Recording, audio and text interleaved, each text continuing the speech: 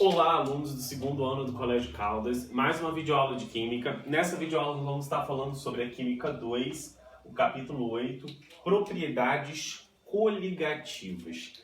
Esse termo, coligativas, tem a ver com o quê? Você já deve ter visto aí nessas campanhas de partido político, em época de campanha eleitoral, coligação, unidos venceremos. O que é uma coligação, então? Vai ser a união de partidos políticos em prol de uma causa ou da candidatura de alguma pessoa. Propriedades coligativas na química vai ser mais ou menos parecido, tá? São propriedades resultantes da interação do soluto com o solvente numa solução. Essas propriedades elas vão alterar constantes físicas desse solvente, como temperatura de fusão, temperatura de ebulição, pressão de vapor e osmose. No capítulo 8, nós vamos estar abordando apenas 3 propriedades coligativas: pressão de vapor, temperatura de ebulição e também a temperatura de congelamento, que são, respectivamente, relacionadas a tonoscopia, ebulioscopia e crioscopia, tá bom? Bom, então propriedades coligativas, como eu já falei, são propriedades que alteram as constantes físicas do solvente pela adição de um soluto não volátil. O que é um soluto não volátil? É um soluto que não evapora com facilidade, um soluto fixo. Um soluto em que eu consigo adicionar aquele solvente e ele não evapore nesse processo de dissolução, tá bom? As propriedades coligativas não dependem da natureza do soluto, e sim da quantidade de partículas dispersas. Quer dizer que, quanto mais partículas dispersas ou quanto menos partículas dispersas, maior vai ser o efeito coligativo da adição daquele soluto sobre as constantes físicas do solvente. E aí eu tenho um macetinho super legal aqui para vocês, acompanhem comigo, que é o pra você. Bom, o que esse macete diz? Quanto maior o número de partículas,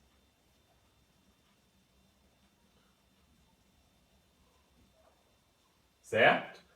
Menor será a pressão de vapor, maior será a osmose, menor será a temperatura de congelamento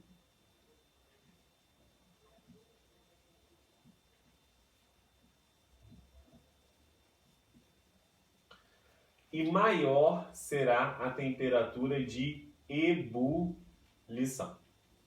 Com esse macetinho aqui, depois de eu explicar a parte teórica, vocês vão conseguir dominar direitinho aí o assunto de propriedades coligativas, tá bom? Primeiro, então, vou estar definindo aí o que é pressão de vapor, depois eu vou relacionar ela com a temperatura de ebulição e, por último, a gente vê aí a temperatura de congelamento, tá bom?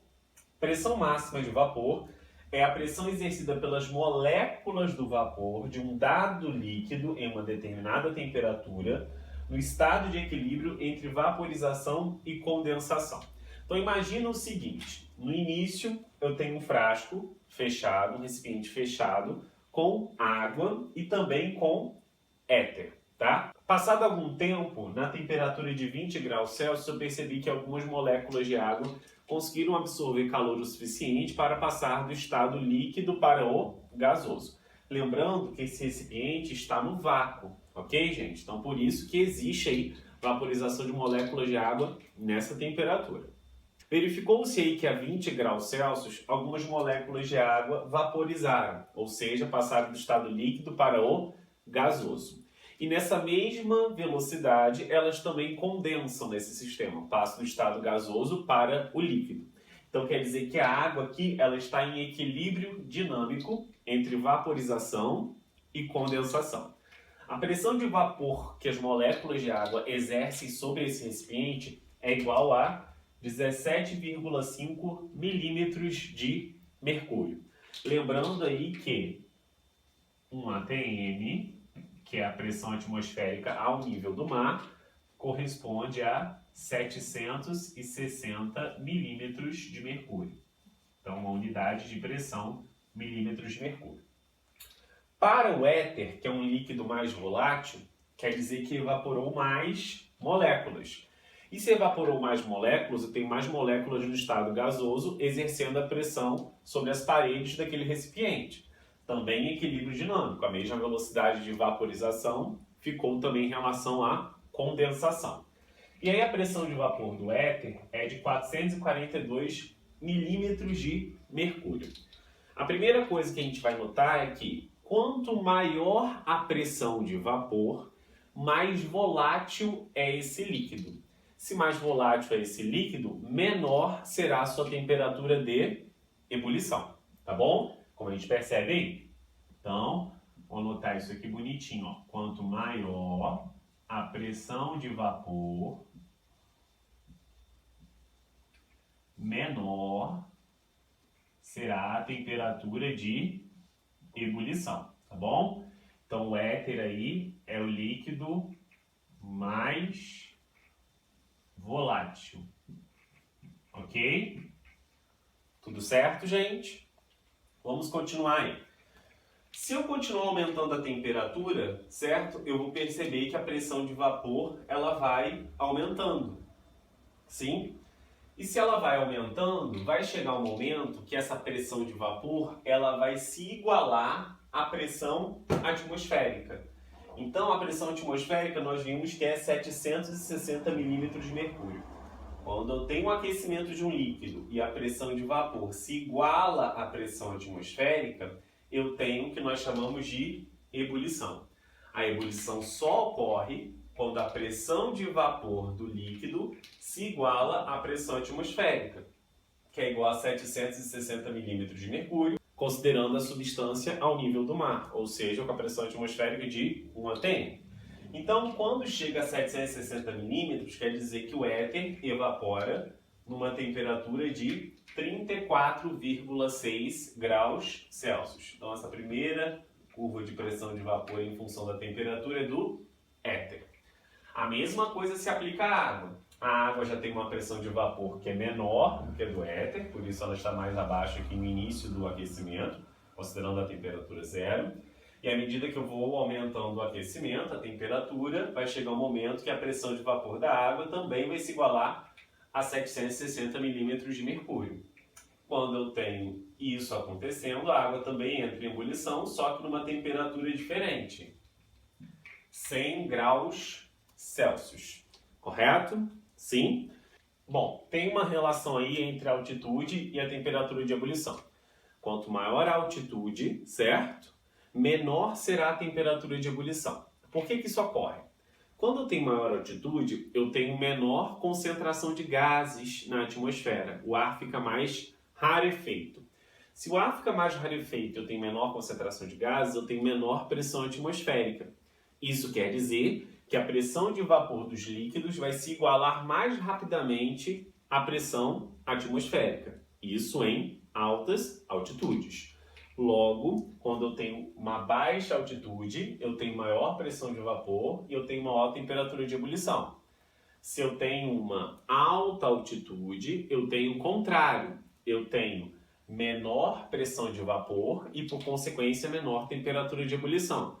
Para vocês terem uma ideia, no Monte Everest, a água consegue entrar em ebulição a 70 graus Celsius, porque a altitude é elevada nessa região. Correto, gente? Sim. Uma coisa interessante também é como funcionam as panelas de pressão. As panelas de pressão, eu vou colocar um líquido e o alimento ali e vou estar fechando aquela panela. Tem uma válvula de escape, né, para a pressão não se elevar muito. No início irá acontecer o aquecimento desse líquido. Uma parte das moléculas desse líquido, se for a água, imagine uma panela de feijão com água, passa do estado líquido para o gasoso. Essa água que passa para o estado gasoso, ela vai criar uma pressão interna na panela que vai aumentar, certo? A pressão da atmosfera dentro da panela. E aí, como a pressão interna aumenta, quer dizer que a pressão vai dificultar com que outras moléculas de água que ainda não passaram do estado líquido para o gasoso passem. Então imagine que no início está 1 atm. Eu consigo fazer com que a pressão se eleve para 1,2 atm, 1,3, 1,4, dependendo da quantidade de líquido que eu coloco ali. E aí, se eu elevo a pressão interna, quer dizer que a água ela vai ter que ter mais temperatura de aquecimento para que ela consiga evaporar. As demais moléculas de água vão ter que ter mais aquecimento para evaporar, para que a pressão de vapor delas se iguale agora à pressão interna da panela. E aí eu consigo ter água até 120 graus Celsius no estado líquido. Isso faz com que, se eu tenho água mais tempo no estado líquido dentro da panela, eu consiga fazer com que a cocção do feijão ela demore menos, porque eu vou ter mais água líquida, muito mais quente do que a 100 graus Celsius, em contato com os grãos de feijão que irão cozinhar. Então é bem interessante o funcionamento da panela de pressão e a relação dela com a pressão de vapor, correto? A adição de um soluto ela vai diminuir a pressão de vapor, que é a tonoscopia, aumentar a temperatura de ebulição, que é a ebullioscopia, ou vai diminuir a temperatura de fusão, que é a mesma temperatura de solidificação ou congelamento, tá bom? Como é que isso cai em questões, professor? Cai da seguinte maneira.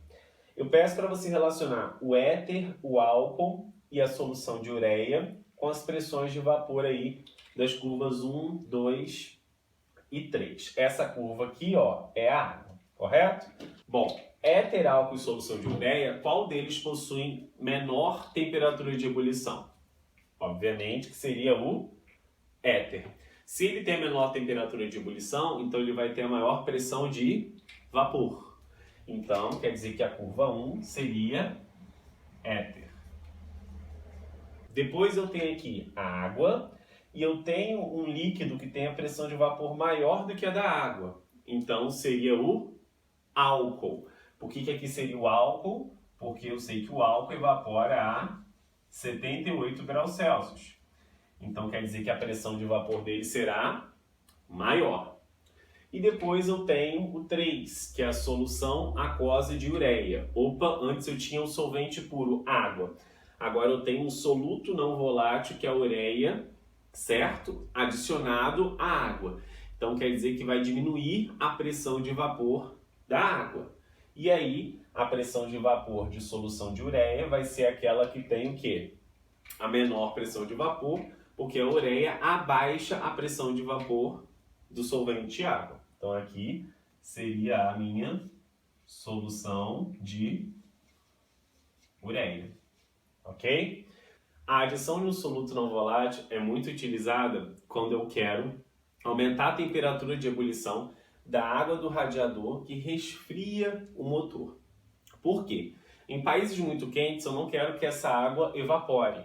Então, quando eu adiciono um soluto não volátil na água do radiador, eu consigo fazer com que essa água do radiador permaneça líquida e continue com uma capacidade calorífera alta de resfriamento do motor, sem evaporar a 100 graus Celsius. Ela evaporaria a 110, a 115, dependendo da quantidade de partículas adicionadas, dependendo da quantidade de etileno glicol que eu adiciono nessa água do radiador. A mesma coisa se aplica em países muito frios, eu não quero que a água congele. Então, quando eu pego e adiciono etileno glicol, ele também vai diminuir a temperatura de congelamento. E a água não vai ficar sólida a 0 graus Celsius, ela vai ficar sólida a menos 3, menos 5, menos 8, dependendo também da quantidade de etileno glicol adicionado. Correto? Bom, temos o nosso exemplo 2, onde eu tenho a solução 1 com 0,2 mol por litro de sulfato de magnésio, a solução 2 com 0,15 mol por litro de sulfato de potássio, a solução 3 com 0,1 mol por litro de sulfato de alumínio e a solução 4 com 0,3 mol por litro de glicose. E eu quero que você indique qual delas terá maior temperatura de ebulição. Bom, o que importa é a quantidade de partículas. Os 3 primeiros são solutos que sofrem dissociação, separação de íons. E essa separação de íons vai influenciar na quantidade de partículas total do sistema. O último soluto é um soluto que não sofre dissociação. É a glicose, é um composto covalente típico. tá bom?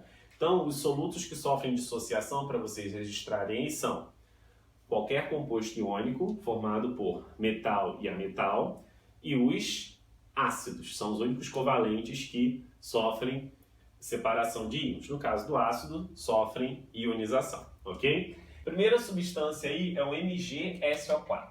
Então vamos fazer aqui em cima, ó, MgSO4. Quando eu coloco em água, esse soluto sofre dissociação. Como o magnésio da família 2A, ele vai gerar um cátion de carga mais 2. E o íon sulfato, que é o SO4 menos 2. A concentração da solução é 0,2 mol por litro. Então aqui, 0,2 mol por litro.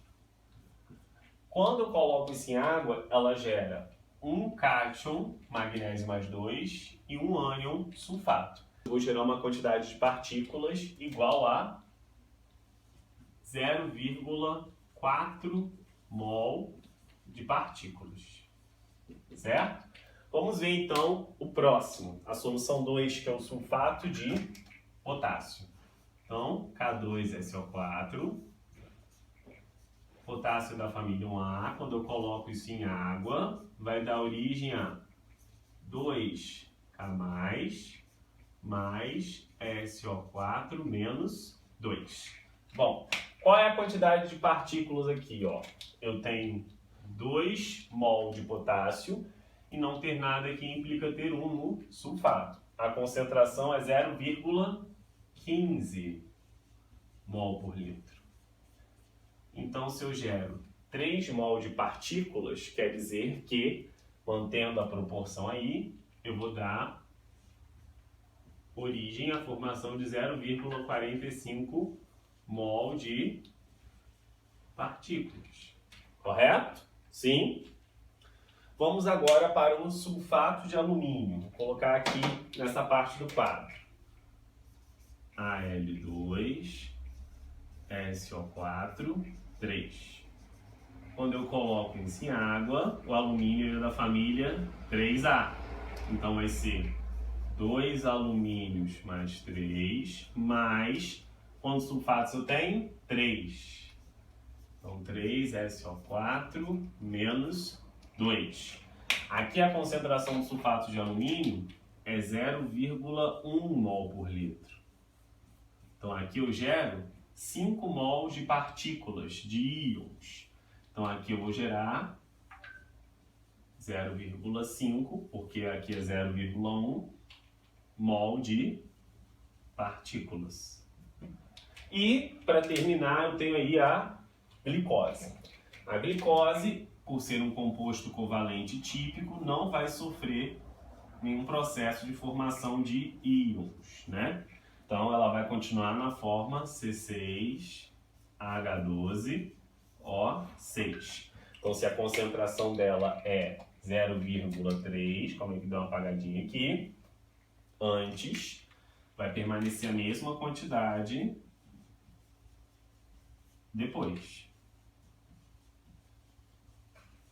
Então, desses três aí, aquele que vai ter tanto a maior temperatura de ebulição, quanto aquele que também vai causar a menor temperatura de congelamento na solução, seria o meu 3.